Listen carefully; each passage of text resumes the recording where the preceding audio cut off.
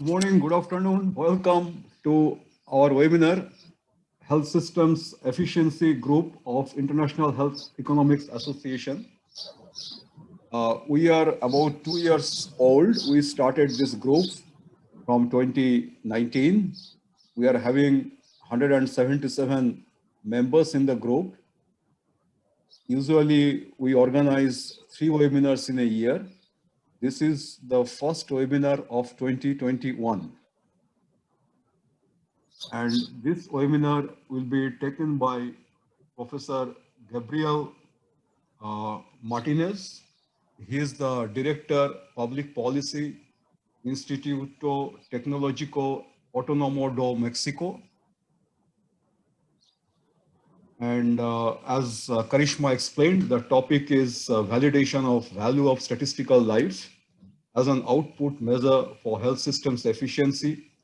Now, all of us are well versed that output measure of health system is always a challenge and contentious issues given the aspirations and the context of the health systems. So with this understanding, I request our convener, Professor Juan Pablo from Mexico, UNAM Institute, to introduce the topic, in particular, the pragmatism of using VSL as a potential metric of health systems efficiency. Professor Juan Pablo is the Director of Population and Health Research, Universidad Nacional Autónoma do Mexico, popularly known as UNAM. And Gabriel, who is the faculty, Professor Gabriel Martinez, he is the Director, Public Policy, Instituto Tecnológico Autónomo do Mexico, popularly known as ITM. So, thank you very much for participating the activities of FSIG, and we encourage your active participations because FSIG exists to interchange your thoughts so that we can contribute substantially in the public policy development and the decision making. Feel free to raise the questions, write the questions in the chat box, and then we'll coordinate with the faculty to respond to you in between with the recess during the presentation of Gabriel.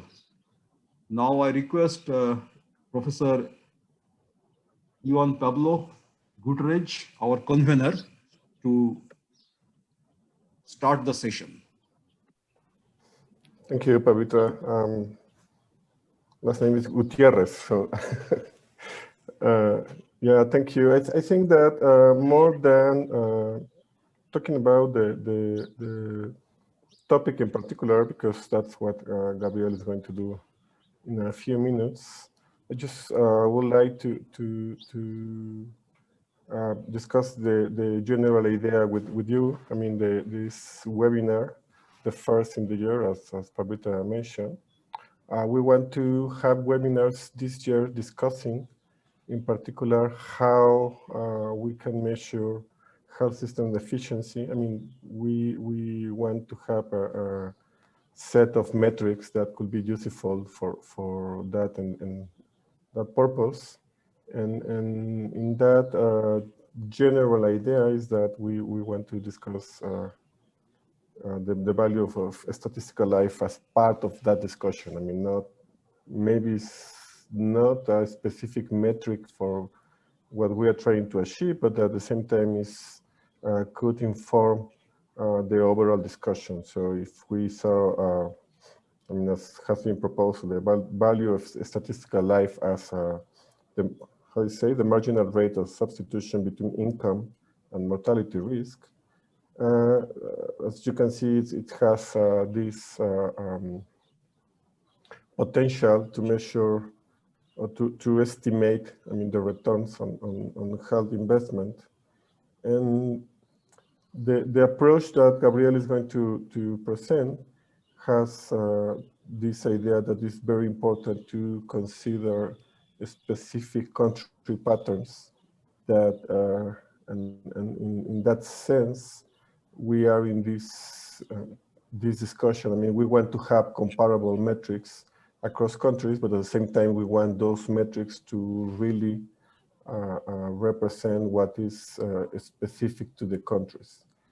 In that sense, reflecting population preference. That I think that's a very important, how to say, characteristic of a good metric.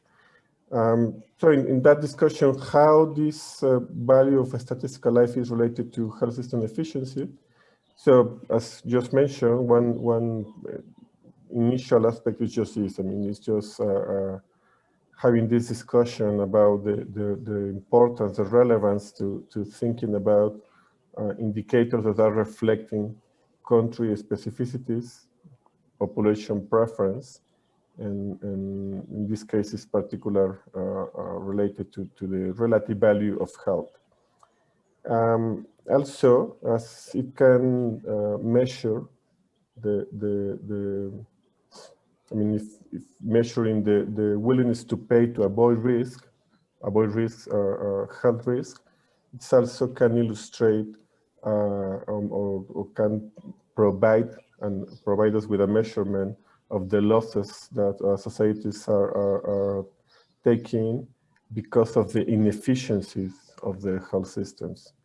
So in that way, I think it's an important metric itself, but also allows to have a broader discussion on how to approach efficiency. I mean, as I mentioned, it could be from the inefficiency perspective, no? that the value of a statistical life can provide an approach to have an estimation of what are what societies are losing because of the inefficiencies on health systems.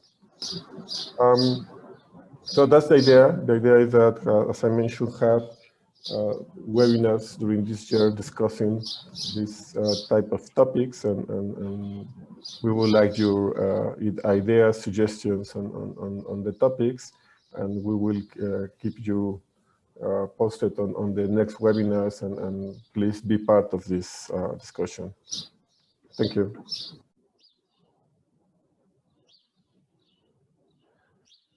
Hello, I'm back. I'm sorry I got cut off right when I was going to start. Hello, can you listen to me? Yes. Okay. Well, so here we go. Well, thank you for the invitation to participate in this seminar. I'll be talking about the value of longevity. My plan is to talk maybe 15, 20 minutes, and then we can go back to specific questions. Now, I think that the main contribution in this paper is that I estimate the BSL using data for a large set of countries. And that's different from what we see in published literature, where people basically take the values for a wealthy country, typically the United States, and then they assume income elasticities of the value of statistical life to impute values to low and middle income countries. So now we can estimate the values directly. I think that the main issue in the calculations has to do with the elasticity of intertemporal substitution, how much people really value living longer, and we'll talk about it. And once I have the estimates, I can make scenarios of change in survival probabilities. And I think that's the part that can be more relevant to the topic of this group and to what Pablo was saying. Now, the model comes from the Morphy and Topel paper. You see that we have a utility that in a period depends on consumption and leisure. Then it's adjusted by an age variable. They call it age health, and I'll talk about it later. It's discounted at subjective rate rho, and that's subject to a budget constraint, a lifetime budget constraint, income less consumption, discounted also by survival probabilities and an interest rate. And from that model, we get the value of a life year. And the value of a life year is going to be income less consumption plus a quantity that we can call the consumer surplus. We can state that in terms of full income and full consumption, which are the conventional terms, or the way we state models in human capital applications. And also the WHO uses this term, the full income approach, and it's because of this. And at this point, we make an additional substantial assumption, and it is that preferences are homothetic. And that means that demands are linear in income, and we can aggregate them into this variable set, which is consumption. And well, we optimize over set instead of over C and L.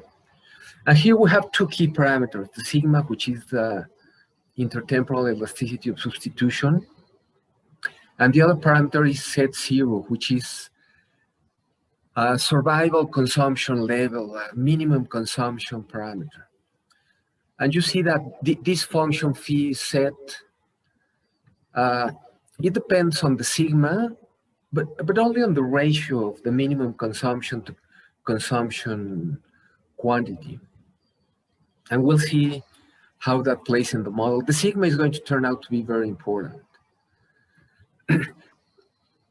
Once we have the value of a life year, we make this calculation, and this is basically the way we measure the model at the end, and the way we obtain the scenarios.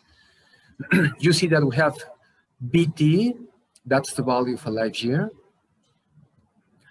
and the S is the probability of survival at age A up to date T. So delta S is the change in the probability of survival. It's an improvement in survival probabilities, and that's discounted by the interest rate. This we call the willingness to pay for an improvement in survival probabilities. As you know, we use this conventional name value of a life year, but we're really not valuing life. What we value is how much is people willing to pay for an improvement in survival probabilities. Now, on the data, we need data by age group, and we select the countries to make the estimation based on that. Health data are very complete because IHME data give us information for basically all countries by age, sex, and different risks. The main constraint is on consumption data because these data are not produced administratively. There are no surveys on consumption by age and sex.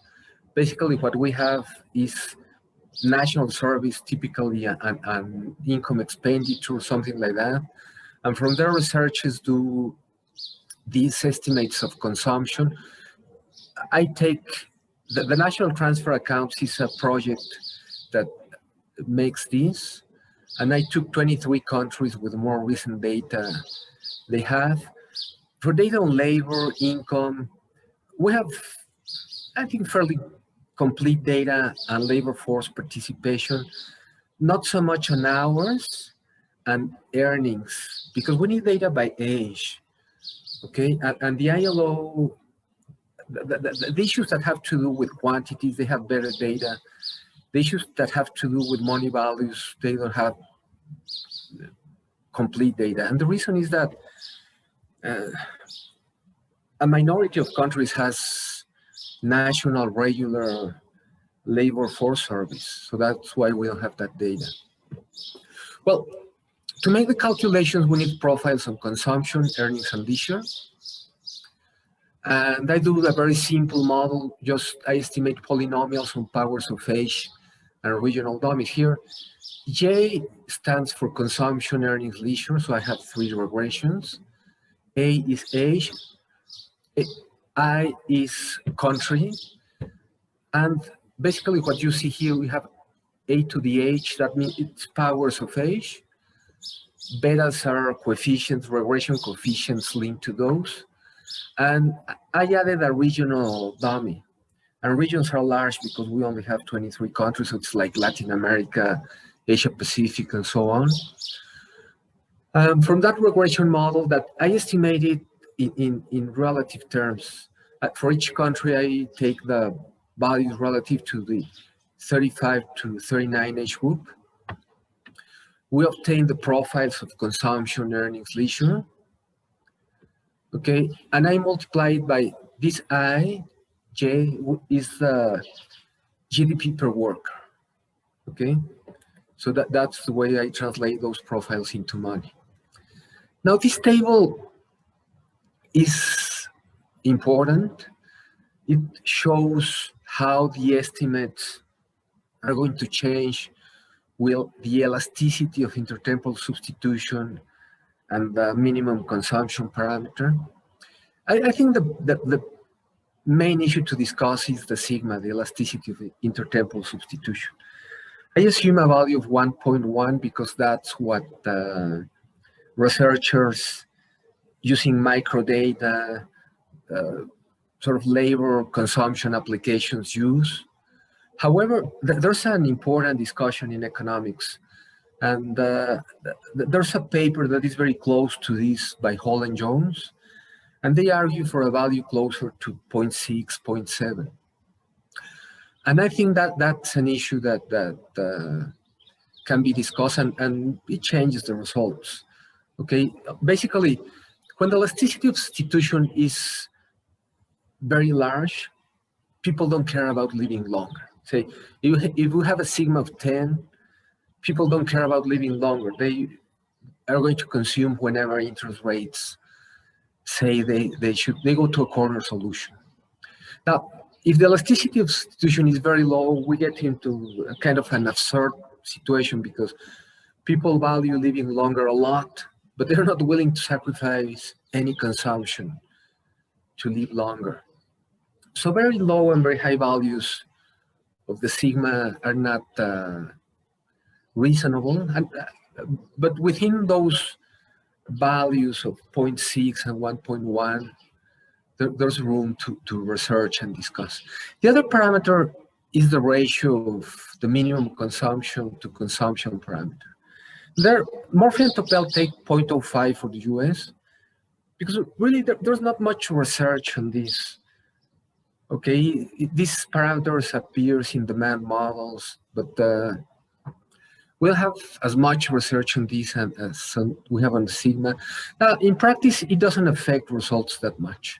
Now, what I do is that I take the 0.05 they use for the US, and I just put a value of 0.2 to the poorest country in the sample, and assign values linearly to everyone else, okay?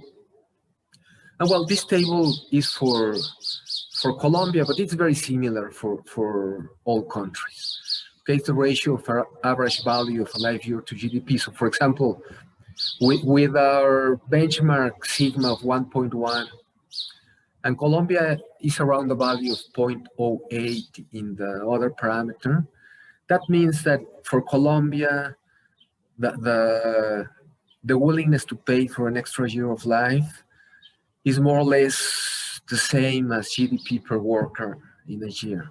I have a table with data for more countries. Now we have other parameters, but very briefly, I'd like to show you some of the results of the estimation. We obtain, well, basically what we know a lot from the labor and consumption literature, the patterns the profiles over the lifetime we obtain are really what we expect to see. I'll only like to mention a couple of things that are relevant for our topic. One is that consumption patterns are changing. It used to be that for human societies, consumption would increase from childhood to adulthood, and then it would plateau, and then it would fall. After age 40, 50, people would consume less, and eventually they would die. But now what we're seeing, and if you look at the graph at the top left, we see that for very wealthy countries like the United States, people is actually consuming more after age 60 because they have good pensions and they spend a lot in health. Okay, so we have at the top left, the US is the black one, and you see El Salvador with a more traditional pattern. So that's one issue that is going to affect the valuation of longevity. And the other issue that we have to think about, I believe, is the pattern of labor. Here, what we have seen is that countries that are living longer are not necessarily working more. If you look at places like Belgium or Spain, where people is living a lot, they're not working more. They are actually working less than what they did 40 or 50 years ago. That's not so, for example, maybe in the United States or Mexico, where we have high rates of participation up to ages 70, 75. But it's a question, what's going to happen in the future? Now that we have this much more healthy population, is it going to work much longer? Well, those are issues that maybe we will have to think about. I'd like to go to the results, and we can go back to discuss the inputs. But now we have in the graph, in the slide, the value of a life year. And it's the theoretical form we could expect, like an inverted U. We see the values discounted by the interest rates and not discounted. I think there are two jumps that we can discuss. One is the jump at age 15, and the other one is the jump at age 65. I think the jump at age 15 is true in the sense that actually work before age 15 has become rare in many countries. And so the jump at age 15, I think, may be in good correspondence with the reality. You see that, for example, for Ethiopia, the top right, the jump is way smaller. Now, the other jump is at age 65. And here, some of that break in the data may be true, also in the sense that many people retire around that age, and the statutory retirement ages are around 65. However, there's also an issue that ILO data cut at age 65. Okay, so we will have to get into microdata to see, to get better labor data after age 65. So, well, I decided to leave the data like that, not smooth out these jumps, because I think it's better to work with data directly. And now, this graph with 4 colors, I selected 4 countries, more or less at extremes, at the bottom and at the middle, gives the value of the remaining BSL for 4 countries. Beginning with the US, which is the red line, I'd say that you see a value of nearly 5.5 million. This is in US dollars for newborn people. This value is below the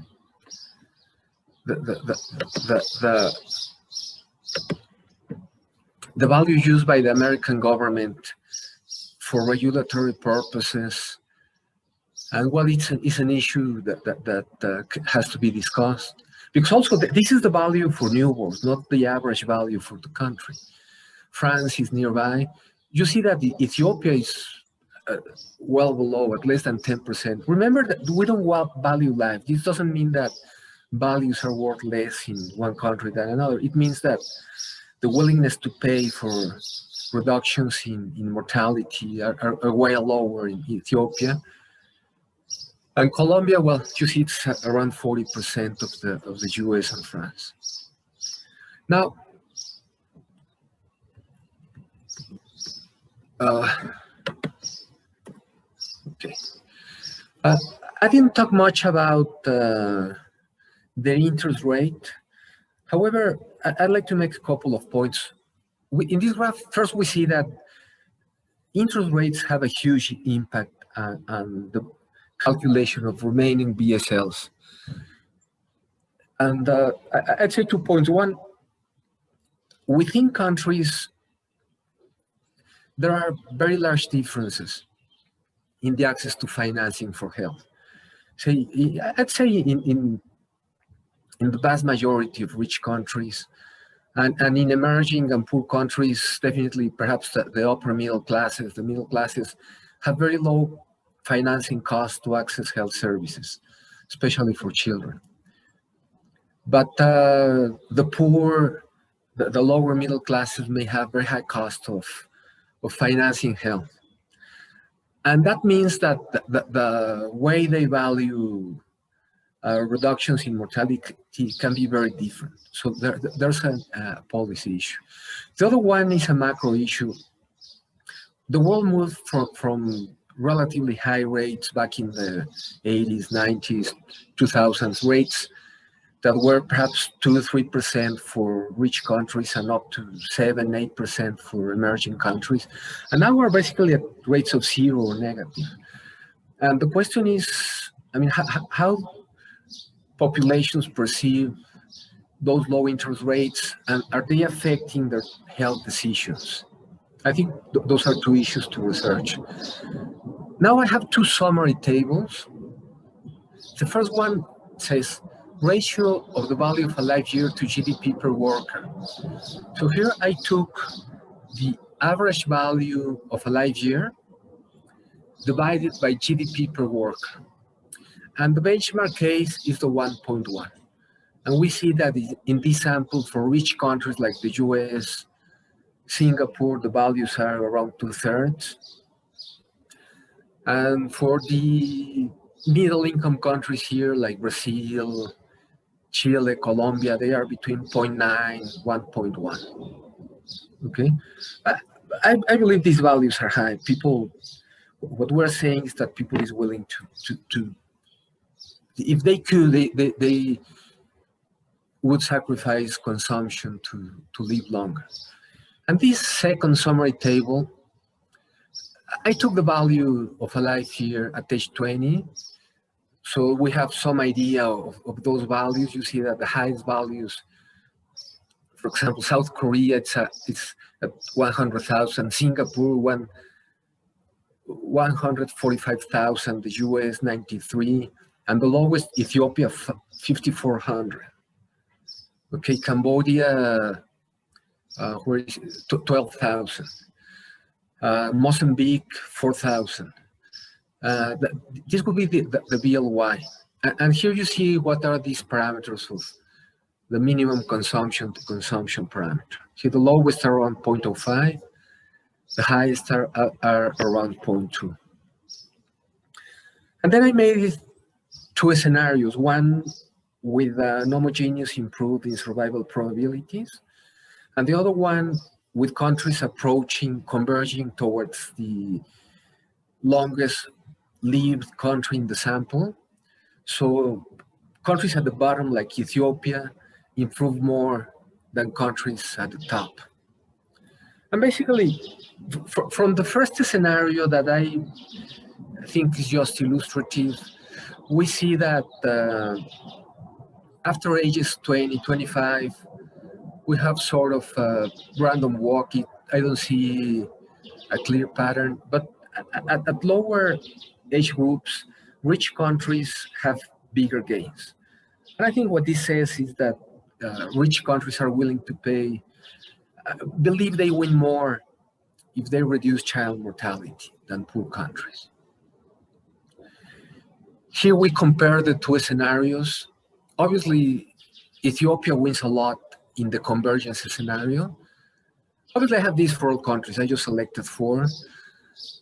And I think it's interesting. France doesn't win that much in the convergence scenario, except perhaps at relatively older ages, after age 60. The US doesn't win much in the convergence scenario for kids, but at middle-age groups, the US wins more. And Colombia, also the convergence scenario gives improved results. But obviously the comparisons of the scenarios is arbitrary, okay? However, I believe the convergence scenario can also be thought as a prediction of what is going to happen. Because one thing we know from historical demography is that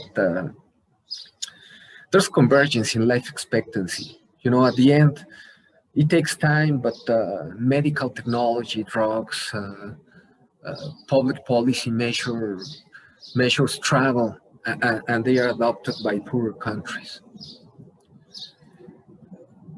I also calculated elasticities.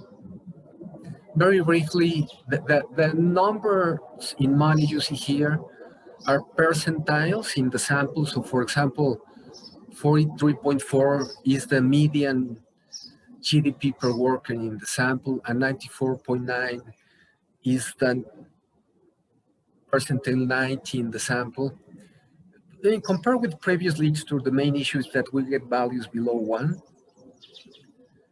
And I really don't think the issue of what is the value of the elasticity is so big, because we have, you know, now with econometrics, we can make better calculations of this than just the elasticity. But I think this has implications for policy. Also, you remember that in the formulas we have an age variable. Well, what I did to measure the age variable, the IHME data have this metric, the DALI, you know, disability adjusted life year. And part of the DALI is years lost to disability. So I basically took that as a measure of the age health variable. That's 1 minus the YLL would be the age. And this is what we get. What is the cost of disability on remaining BSLs? For example, at the top left for Austria, at age 1, the loss is 12%. At age 60, it's 22. This increases with age because if you measure remaining BSLs at older ages, the onset of disability is closer, and that's why the loss is bigger. Now, to close my presentation, I would say first, I think the main issues here have to do with the endogeneity. I don't think consumption and labor are going to be in the future like in the past. I think they're going to change. On the econometrics, I'd like to have panel data. I have panel data on health, a little bit on the labor variables, but on consumption, it's very difficult to get panel data. Still, notwithstanding the limitations, I think the evidence is that the willingness to pay for decrease in mortality is huge. I made a back of the envelope calculation of what's been the cost of COVID, whatever we know at this point of how many people has died. And using my calculations, I believe that for the poorest countries, let's say Ethiopia, they would be willing to pay $100 to avoid the COVID risk. Wealthier countries, for example, Japan, would be willing to pay $1,100 to avoid the COVID risk. That's a lot of money. For example, take Brazil, maybe this calculation is 400, multiplied by 200 million Brazilians, it's a lot of money. And I believe this says that populations are willing to pay much more to prevent risks. And well, I think what we see with this COVID experience is that populations are actually willing to make big efforts to avoid death. But well, and just very briefly, a graph. I took this graph from the Chandra and Skinner paper. If we have different medical technologies, say they call it class 1 technologies, where you have a benefit for a large share of the population, and you have an incremental cost below that benefit. You have a class 1 innovation, and they call a class 2 innovation one where you have a large benefit for a small part of the population, but then the benefit falls. And for that, obviously, we need information on the cost of technologies. But the other thing we need is the value of the treatment. How much people values the decrease in risk that produces a medical treatment. And I believe this methodology of valuing BSLs provide us with a way to systematically do this. And well, I haven't circulated or published that, but I have these calculations for diabetes, for hypertension, for glaucoma, to see how much people is willing to pay to reduce mortality in those diseases. And with the IHME data, we can do it for all diseases in a very systematic way. And well, thank you very much. I'm sorry for the delay at the beginning, but thank you very much for listening.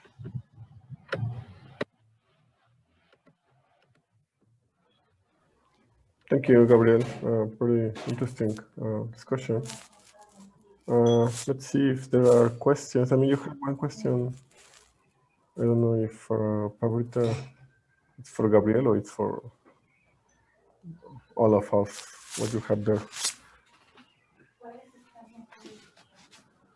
But well, a couple of just clarifications, Gabriel.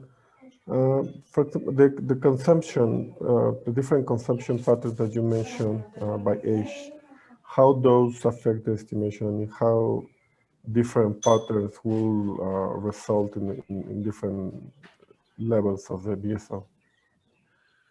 Well, I think with consumption, the main issue is that people is living longer and they are consuming more at older ages. Okay, and one thing is that all the calculations I show, let's say they are based at age 0. Okay, starting from birth. However, decisions are not made by babies. Decisions are made by older people. And I think one issue in our society is that for older people making the decisions, this possibility of consuming more after age 60, after age 70, is influencing health decisions in a very important way. So I think we can think about this as, say, a policy, I don't know how to say it, cohort neutral application, say to optimize the social value, the total social value. But in practice, I think what we see in health and in patient systems is that older people are having a big weight and they're consuming a lot. So these changes in consumption are affecting definitely the values perceived by people of longevity. I don't know if that addresses part of the question. Now, Yes, on the econometrics, it's a big issue. I mean, we just don't have good data on consumption. Okay, relatively few countries have good income expenditure surveys, and even if they have them, I mean, the econometrics to go from there to the data we need are not so straightforward. So you mean that you will need to have consumption by, as you mentioned, by age group, no? And surveys usually don't have like samples by age group. So I guess. Yes. So, but I'm working now with data by sex only, because I want to see the difference between men and women in this. And we have labor and health data by sex, but for consumption, it's very hard. We just don't have that. Right. I don't know if there are other questions there. You just can unmute yourself and ask your question. Well, we have a question in the chat on, it says, where have we captured the characteristics of the respective health systems? Well, I'd say that the risk of death, well, it's just the end result of whatever happened in the country, a mix of consumption and practices and ways of life, and that includes the health system. And I'm not sure we need to consider the characteristics of the health system, except perhaps on if we believe there are quality of life issues that relate to the health system. But I'm not sure we need to do that, because at the end, I mean, what we care is about is people living longer or not. I think that's the main question here. How much are they willing to pay to live longer?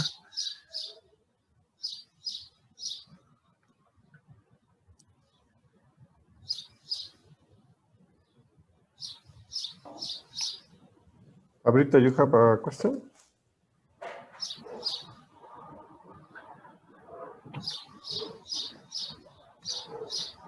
You're on mute. I think you're on mute. I do not have any more questions in the chat box.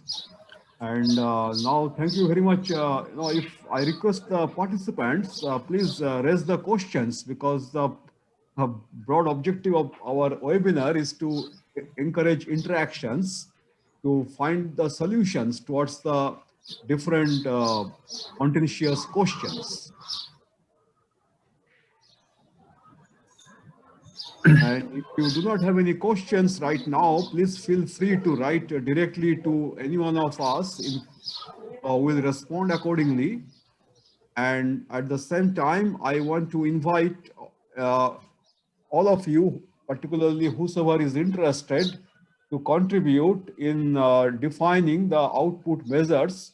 We have already acquired the data from 6 countries, in particular Belarus, France, Kazakhstan, Moldova, Poland, and Russia. These are the different countries having the different characteristics of the health systems, but we have already acquired the data in some standard format.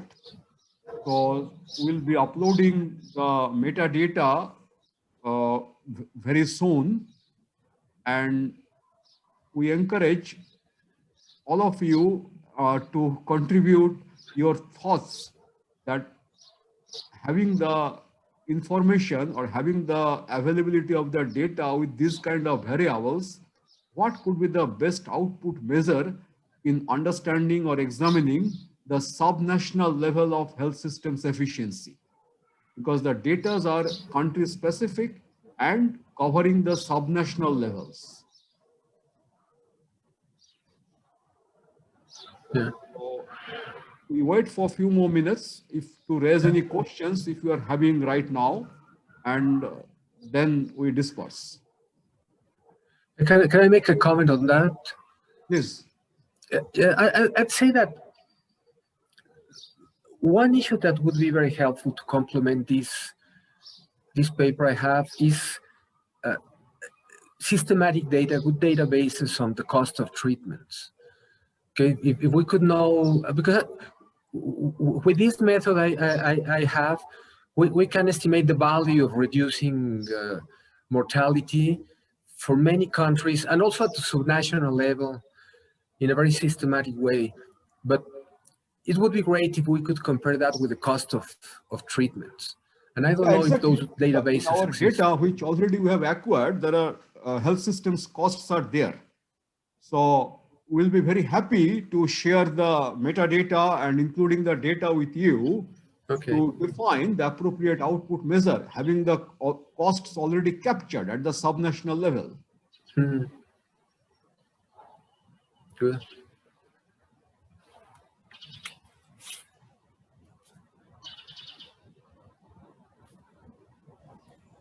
So if there are no more questions, so I just want to thank Gabriel Martinez for the presentation. I think very interesting, and we would like to continue the discussion further, future webinars and through the website on that. Yeah. Thank you to all for your participation. Oh, you have a question there, Gabriel? Yeah, one. No, just, I mean, there's a comment there says, when you say cost, do you mean health expenditure per person by age category? No, I'd say more, this would be the cost of, say, a treatment for diabetes, a treatment for hypertension. What's the cost? Remember that graph I put at the end? What's the cost of a treatment, and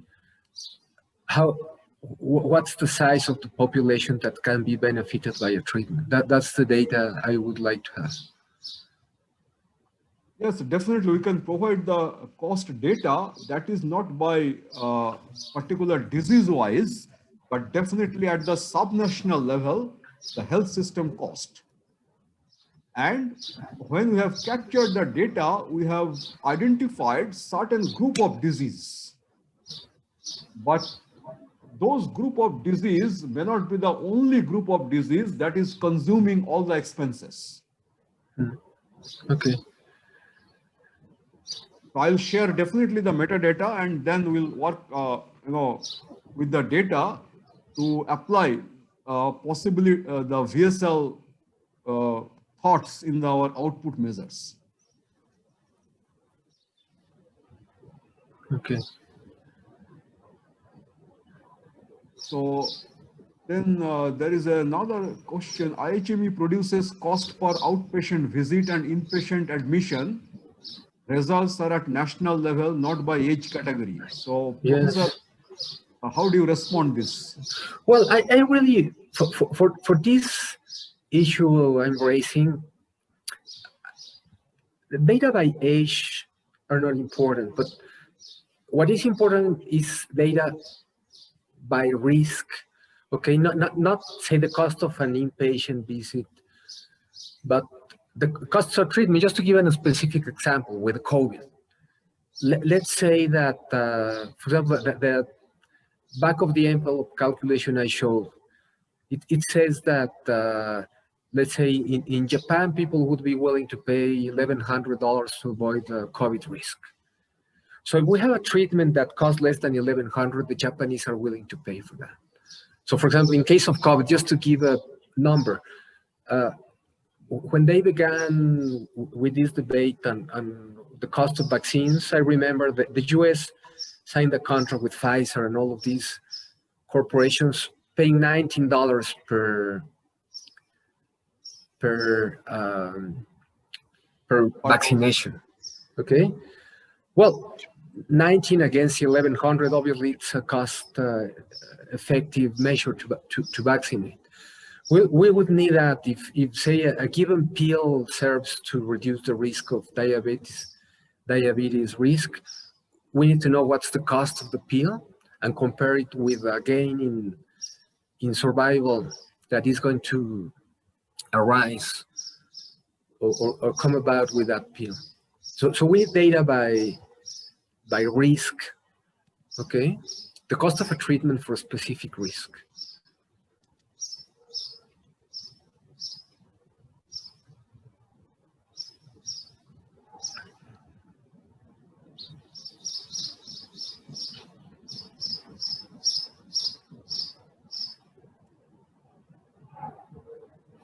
Hello? So okay. Our time is up. So should we conclude now? Okay, thank you everyone for joining. And if you have any questions, please write back to us. Our next webinar is on the 28th of April. So please visit our website. And if you have any feedback for us, please let us know. Thank you, everyone, and have a great day. Thank you. Bye bye. See you soon again.